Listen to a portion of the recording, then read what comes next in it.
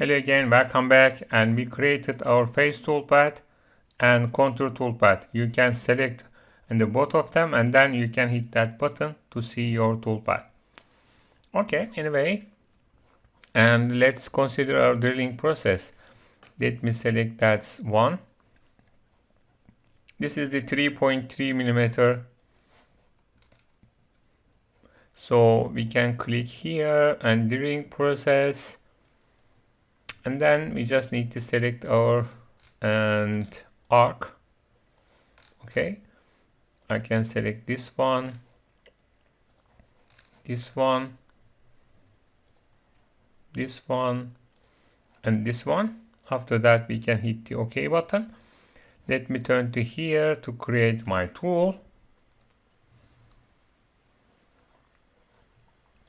Okay, this is actually drilling diameter.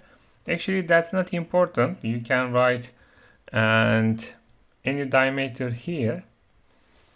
So, and we cannot use any compensation for drilling process. So that's why and you can write any diameter here. So of course it is important if you would like to calculate your spindle speed, but I don't want to use to calculation. I just need to write my feed rate and my spindle speed directly. After that, let me turn to the here. This is the cut parameters. My cut parameters can be normal drilling G81.